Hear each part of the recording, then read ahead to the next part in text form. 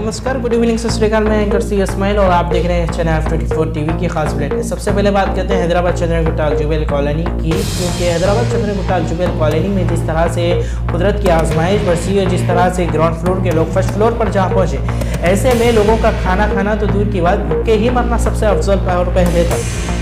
ऐसे में चंद्रगुट्टा Jubail colony के नौजवान और बच्चे मिलकर तूफान के जैसे पानी में चलते हुए चलकर जहां से पानी का दबाव नहीं है, उसके पिछले हिस्से से जहां से पानी का दबाव नहीं है, वहां से उन लोगों को खाना पहुंचाया। इसलिए शेख अब्दुल रशीद ने उन लोगों की खुदकुशी की और तोहफे इनायत किए, क्योंकि यह बेखौफ वाला काम है। इसलिए उन्होंने तोहफे ही नहीं बल्कि खुदकुशी भी की उन नौजवानों की, जिसमें शेख जुबैर साहब भी मौजूद थे।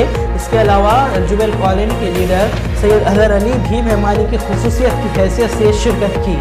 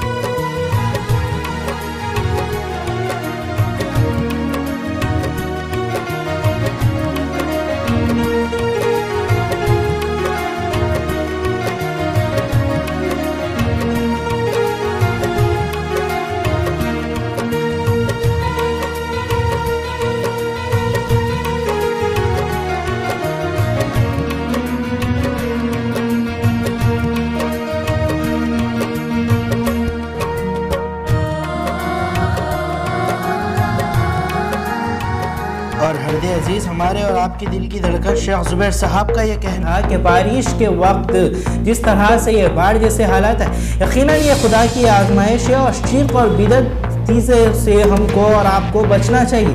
यकीनन अल्लाह की ज़ात सबसे बड़ी है। जब ऐसे बाढ़ जैसे हालात आते हैं तो इंसान की आजमाइश ही नहीं बल्कि इंसान को ऊपर मकाम पर उठाने के लिए आते हैं। ये कहना था शेख जुबैर नामी शख्स का। आइए सुनते हैं ये खास।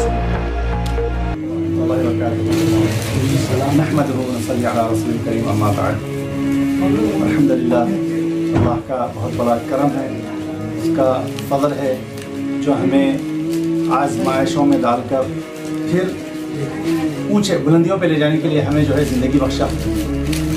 और अल्हम्दुलिल्लाह अल्लाह का फضل करम है कि हम अपने घरों में फिर से हम वापस आए। अल्हम्दुलिल्लाह आप नौजवान तमाम माशाल्लाह रशीद साहब की जो है काफ़ी बातें समाअत फरमाएँ, जिसमें दीन पर चलने के मुतालिक, अल्लाह को पहचानने के ताल्लुक़ से और अल्लाह उसके रसूल के अहकामात पर अमल कैसे करें, ये जो है आप माशाल्लाह काफ़ी वजाहत से आप समाअत फरमाएँ। मैं मुख्तसर वक्त में आपका ज़्यादा टाइम नहीं लेते हुए एक दो बातें करूँगा, जिसमें ये कि बेशक हमको अल्लाह की तरफ रुजू होना है। ये आजमाइशें आती हैं अल्लाह अपने बंदों को अपने तरफ रुजू करने के लिए, अपने तरफ पलटाने के लिए कि मेरे बंदे, अल्लाह चाहता है हमको कि अल्लाह के बंदे अल्लाह की तरफ रुजू हो जाएं। हम अल्लाह के बंदे हैं ताकि उसकी तरफ रुजू हों और अपने गुनाहों की माफ़ी मांगे, ताकि अल्लाह हमें हमारे गुनाहों को माफ़ करे। ये चाहता है बंदा अल्लाह रब्बुल आलमीन कि हमारे गुनाहों को पाक करके हमें अपने तरफ बुलाए और वो जन्नतों का वादा किया है जिसमें नहरें बह रही हैं, जन्नतुल फिरदौस का वादा किया है। तो इस ज़मन में मैं एक छोटी सी नसीहत करूँगा आप लोगों के लिए कि देखें, कभी भी हम अपने ज़बान पे अस्कार कसरत से पढ़ें। सुबह शाम के अस्कार के अलावा हम तौबा इस्तग़फ़ार करते रहें, क्योंकि बंदा गुनाहों में मुलविस हो जाता है। आँख से गुनाह हो जाते हैं, ज़बान से गुनाह हो जाते हैं, हाथ पैर से गुनाह हो जाते हैं। तो हम ये नहीं समझते हैं कि हम कुछ गुनाह किए हैं, लेकिन गुनाह इंसान से सरजद हो जाता है। तो हमें चाहिए कि हम अल्लाह से हमेशा माफ़ी मांगते रहें और इस्तग़फ़ार को कसरत से पढ़ें। जैसे कुरान के अंदर जिक्र हो रहा है کہ اعوذ باللہ من الشیطان الرجیم بسم اللہ الرحمن الرحیم استغفروا ربکم وتوبوا الیہ یرسل السماء علیکم مدرارا ویزدکم قوة علی قوتکم. یعنی اللہ فرما رہے ہیں اے بندو استغفار کثرت سے پڑھو. استغفار کے معنی ہمارے گناہوں کی معافی. اللہ مجھے معاف فرما, اللہ ہمیں معاف فرما, درگزر کر ہمارے خطاؤں کو معاف فرما دے. تو اللہ کیا اس کے بدلے عوض دے رہا, کیا اس کا بدلہ دے رہا ہمیں کہ استغفروا ربکم, تمہارے اپنے رب سے گناہوں کی معافی مانگو. یرسل السماء علیکم مدرارا, آسمانوں سے بارش برسائے گا. لیکن کیسی بارش؟ رحمتوں والی بارش, جس سے سرسبز شاداب نہریں بہیں گی اور اناج اگیں گے. ایسی بارش برسائے گا. ایسی بارش نہیں جو ہم پر آزمائش آ جائے. رحمت والی بارش نہیں, رحمتوں والی بارش برسائے گا. اور ایک وعدہ ہے کہ تمہاری جو قوت ہے اس میں مزید قوت کا اضافہ کرے گا, یعنی ڈبل قوت دے گا. تو میں سب سے گزارش کرتا ہوں کہ اپنے آپ کا محاصرہ کریں, اپنے گریبانوں میں دیکھیں کہ ہم کہاں تک اللہ کو پہچانیں, اللہ کی یاد, اللہ سے جو ہے ہمارا اپنا رشتہ ناتا کہاں تک ہے اس کے اوپر. اور سب سے اہم بات, گناہ کبیرہ جس کو ہم کہتے ہیں, وہ گناہ کبیرہوں میں زنا آتا ہے, چوری آتی ہے, شراب خوری آتی ہے. لیکن سب سے بڑا گناہ انہ علی ظلم عظیم شرک ہے. شرک سب سے بڑا گناہ ہے. ہم انسان یہ نہیں دیکھتا کہ ہم شرک کر رہے ہیں کیا. اگر کوئی گناہ کر رہا ہے, شراب پی کے آ رہا ہے, تو ہم اس کو نصیحت کرتے ہیں یا اس کو ڈانٹتے ہیں, ڈپٹتے ہیں, شراب پی کے آ گیا. یا کوئی چوری کرتا ہے تو اس کو ڈانٹتے ہیں. اگر کوئی شرک کر رہا ہے تو ہماری نظریں نیچی خاموشی سے چلی جاتی ہیں. میں ایک چھوٹا سا واقعہ پیش کرتے ہوئے اپنی بات کو ختم کروں گا. ایک استاد محترم کے پاس چند ان کے شاگرد قرآن کا اور حدیث کا درس لینے آتے, اور استاد محترم دیر سے آتے. ایک مرتبہ